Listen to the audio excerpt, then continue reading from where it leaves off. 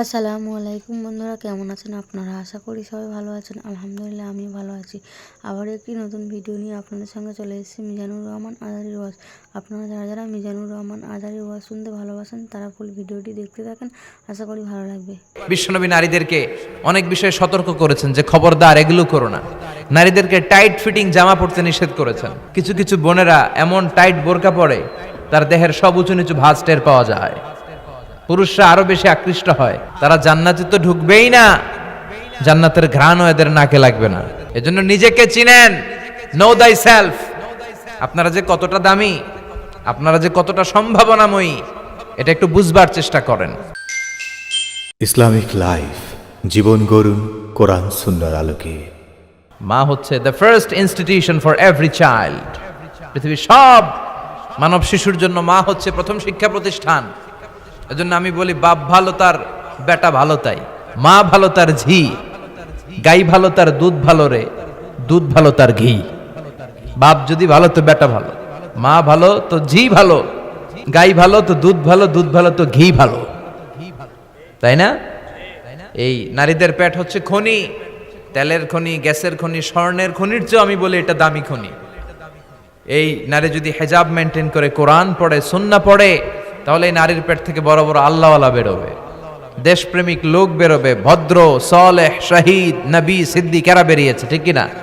আর এই একই নারী যদি ইসলাম না মানে, স্বামীর আনুগত্য না করে, সালাত না পড়ে, কোরআন সুন্নাহ না মানে, তাহলে এই পেট থেকে বড় বড় ডাকাত, দুর্নীতিবাজ, দেশের সম্পদ যারা লুণ্ঠন করে, অন্যকে হত্যা করে, জুলুম নির্বিচারে করে, এরকম ডাকাত বেরোবে। এজন্য নারীরা সবচেয়ে বড় সম্পদ। বিষ্ণু বলেছেন, দুনিয়া কুল্লুহা মাতা ও খায়রু মাতাঈদ দুনিয়া আল মারআতু সালিহা।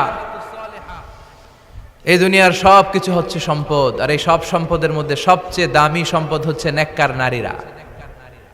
তার মানে এই জুরিতে যা তোমরা দেখো সব সম্পদ, আর এই সব সম্পদের মধ্যে দামি সম্পদ এই প্যান্ডেলের ভিতরে যারা আছে, এরা নেককার না? নেককার না হলে ওয়াজ শুনতে আসতো?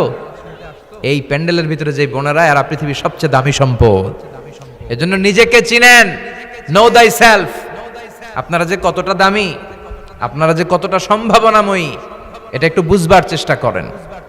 আবার বিশ্বনবী নারীদেরকে অনেক বিষয়ে সতর্ক করেছেন যে খবরদার এগুলো করো না। নারীদেরকে টাইট ফিটিং জামা পরতে নিষেধ করেছেন। আল কাসিয়াত আল আরিয়াত আল মাইলাত আল মুমিলাত। কিছু কিছু বোনেরা এমন টাইট বোরকা পরে তার দেহের সব উঁচু নিচু ভাঁজ টের পাওয়া যায়। পুরুষরা আরো বেশি আকৃষ্ট হয়। এই বোনদের ব্যাপারে আমি বলি, বিশ্বনবী বলেছেন, লা ইয়াদখুলনাল জান্নাতা ওয়া লা ইয়াজিদনা রিহাহা। তারা জান্নাতে তো ঢুকবেই না, জান্নাতের ঘ্রাণও এদের নাকে লাগবে না। এখান থেকে জান্নাতে পৌঁছতে আরো 500 বছরের রাস্তা। এত দূরে থাকতেই জান্নাতের ঘ্রাণ আপনার নাকে এসে ধাক্কা দিবে। তারপর ওই নারীরা জান্নাতে ঢুকতে পারবে না। টাইট ফিটিং জামা আছে না নাই? এখন বোরকার মধ্যে অনেক ডিজাইন, ইদানিং এদিকে কিছু ডিজাইন করে পরে, এদিকে করো না, এদিকে করো না, এদিকে করো না, 4টা গম্বুজ বানায় এই জায়গায়, আছে না নাই? এগুলো করে, তো এগুলো করলে তার পর্দার চেয়ে তার সৌন্দর্যের প্রকাশ আরো বেশি হয়ে যায়। এরপরে বিশ্বনবী নিষেধ করেছেন, ঝাঁঝালো পারফিউম দিয়ে বেরোতে নিষেধ করেছেন। আমার বোনেরা, নিজেদেরকে ক্লিন রাখবেন, পরিচ্ছন্ন রাখবেন অলওয়েজ। আপনি গায়ে ডিওডোরেন্ট, দুর্গন্ধনাশক পারফিউম দিতে পারেন, তবে সেটা জামার ভেতরে, বাইরে যেন প্রকাশ না পায়। অনেক মহিলা সেজে গুজে বোরকাটা পরে বোরকার উপরে মারে 2টা, আছে না নাই? এই ঝাঁঝালো গন্ধ আশেপাশের যতগুলো পুরুষের নাকে যাবে, আপনার প্রতি আকৃষ্ট হবে।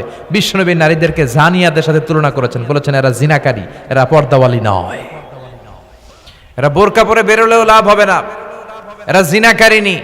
কারণ এদের গায়ের ঝাঁঝালো পারফিউম সুগন্ধ দিয়ে পরপুরুষকে আকৃষ্ট করার চেষ্টা করেছে। এটা একেবারে নিষেধ, এটা করবেন না। তাহলে টাইট ফিটিং বোরকা পরবেন না, ঢিলে ঢালা পরবেন, পাতলা জামা পরবেন না যে জামা দিয়ে আপনার শরীর দেখা যায়। নাম্বার 3, ঝাঁঝালো কোনো পারফিউম গায়ের মধ্যে মাখবেন না। নাম্বার 4, বিষ্ণু বলেছেন, খবরদার আলগা চুল লাগাবে না কোনো নারীরা। লাগায় অনেকে, জুরিতে এগুলা নাই। অনেক নারীর চুল হয়তো ছোট, সে আলগা চুল লাগায়া সুন্দরী সাজে, বিশ্ব সুন্দরী ঐশ্বরিয়া রায় হইতে চায়, আছে না নাই? না, আল্লাহ যেটা দিয়েছে ওটাতে আপনি সন্তুষ্ট থাকেন, আলগা চুল লাগাবেন না। এরপর বিষ্ণু ব্রু প্লাক করতে নিষেধ করছে। ব্রু প্লাক আছে না? পার্লারে গেলে কিভাবে যেন এদিক দিয়ে ব্রু প্লাগ করে একেবারে চিকন করে দেয় এই দুইটা। হ্যাঁ, না এটা নিষেধ, ব্রু প্লাগ করতে বিশ্বনবী নিষেধ করেছেন। আমার বোনেরা আপনারা এটা করবেন না।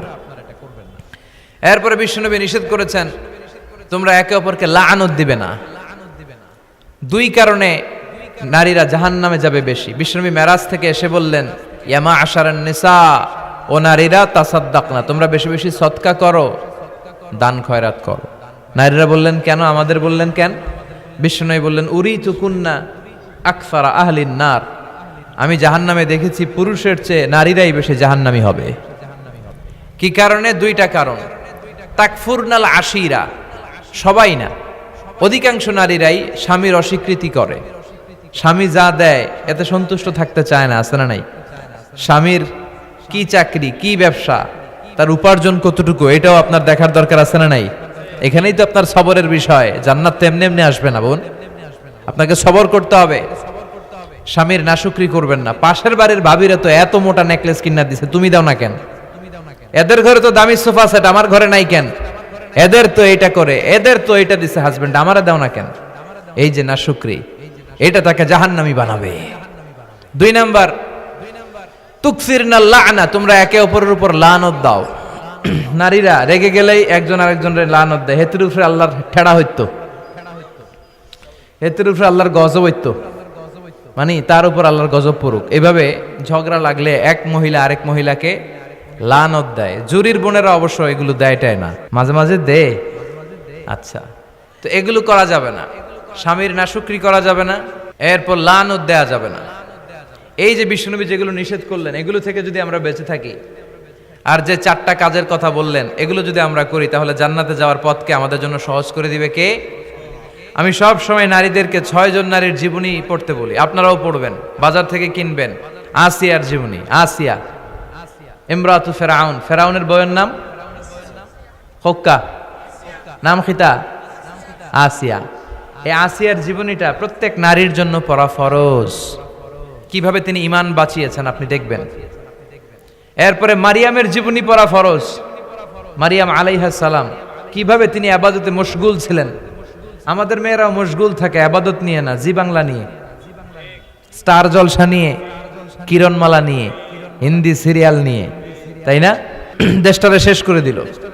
হাজবেন্ডের খবর নেয় না, বাচ্চার খবর নেয় না, সন্তানের খবর নেয় না, খালি হিন্দি সিরিয়াল।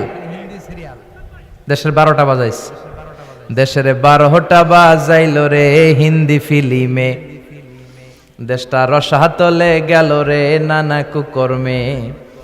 এসব দেখা মরি আমরা ভীষণ লজ্জা শরমে, হিন্দি ফিল্মে দেশের 12টা বাজাইল রে হিন্দি ফিল্মে। ফিল্ম দেখা 8 বছরের কলিমুদ্দির পোলায়, 9 বছরের জরিনারে দেয় যে গলায় মালা, আছে না নাই? ফিল্ম দেখা নেশা কইরায় আব্বারে কয় ড্যাডি গো, হিন্দি ফিল্মে দেশের 12টা বাজাইল রে হিন্দি ফিল্মে, দেশটা রসা তলে গেল রে নানা কুকর্মে। ঠিক কি না? এই হিন্দি সিরিয়ালের যে ঝোঁক, প্রেম প্রীতি, এটা বাদ দিতে হবে। এগুলো বাদ দিয়ে ইবাদতে মশগুল হন মারিয়াম আলাইহিস সালামের মতো। তিনি মশগুল ছিলেন ইবাদতে, হিন্দি সিরিয়াল নিয়ে নয়। 2 জন গেল। 3 নাম্বার, বিশ্বনবীর প্রথম স্ত্রী খাদিজা আল কুবরা তাহেরা। পতি ভক্তি কারে বলে, স্বামী ভক্তি কাকে বলে, আপনি দেখতে পাবেন ওনার জীবনীতে। 4 নম্বরে, বিশ্বনবীর একমাত্র কুমারী স্ত্রী আয়েশা রাদিয়াল্লাহু তাআলা আনহা, কিভাবে জ্ঞানার্জন করতে হয় 2220টা হাদিস তিনি বর্ণনা করেছেন। নারীদের মধ্যে সবচেয়ে বেশি হাদিসের বর্ণনাকারী। ফ্যামিলির হাদিসগুলো বর্ণনার জন্য আল্লাহ তাআলা মা আয়েশাকে বিশ্বনবীর ঘরে ট্যাপ রেকর্ডার হিসেবে পাঠিয়েছিলেন। বিশ্বনবী যা বলতেন সব মুখস্থ করে নারীদের কাছে ওয়াজ করে ছড়াইয়া দিত। কি নারী ছিল! মা আয়েশার জীবনী পড়তে হবে। সব শেষে বিশ্বনবীর কলিজার টুকরা, নয়নের পুটলি ফাতেমাতুল আজ-জাহরা, এই ফাতেমাতুল জাহরার জীবনী পড়তে হবে। তার জীবনী থেকে আপনি পাবেন কিভাবে পর্দা করতে হয়। উনি মরার আগে আলীকে বলে গেলেন, আলী, জীবদ্দশায় আমারে কেউ দেখে নাই, নবীর মেয়ে মোটা না চিকন, লম্বা না খাটো। মরার পরেও বেশি মানুষে জানাজা আসতে বলো না, রাত্রিবেলা অল্প কয়েকজন লোককে নিয়ে জানাজা দিয়ে আমার কবর দিয়ে দিও। কেমন করে আপনি নিজেকে সেভ করবেন, এই শিক্ষা সাইয়্যিদাতুনা ফাতেমাতুজ জোহরার জীবনীতে আছে না নাই? তাহলে এই কয়েকজন নারীর জীবনী পড়তে হবে, আর যে 4টা কথা বিষ্ণু বলেছেন এগুলোর উপর আমল করতে হবে। তাহলে আমাদের নারীদেরকেও জান্নাতি বানাবে কে? আল্লাহ। তুমি আমাদের মাদেরকে, বোনদেরকে, আমাদের নারীদেরকে তুমি খাদিজাতুল কুবরার মতো কবুল করো, আয়েশা সিদ্দিকার মতো মহিয়সী নারী হিসেবে কবুল করো, ফাতেমাতুজ জাহরার মতো এরকম পর্দানিশীল নারী হিসেবে কবুল করো। আল্লাহ তাআলা আমাদের সবাইকে কথাগুলো বুঝার ও আমল করার তৌফিক দান করুক। আমরা পড়ি আমিন। আপনারা সবাই ভালো থাকবেন, সুস্থ থাকবেন, সুন্দর থাকবেন, কোরআনের সাথে থাকবেন। সুবহানাকাল্লাহুম্মা বিহামদিকা আশহাদু আল্লা ইলাহা ইল্লা আনতা আস্তাগফিরুকা ওয়া আতুবু ইলাইক। আল্লাহুম্মা আমিন। ভিডিওটি ভালো লাগলে একটি লাইক, কমেন্ট ও শেয়ার করে পাশে থাকবেন বন্ধুরা। যারা যারা শেষ পর্যন্ত ভিডিওটি দেখেছেন তাদের জন্য অনেক অনেক ভালোবাসা থাকলো বন্ধুরা। আর নতুন নতুন ভিডিও পেতে চ্যানেলটিকে সাবস্ক্রাইব করে পাশে থাকবেন বন্ধুরা। ভালো থাকবেন, ধন্যবাদ।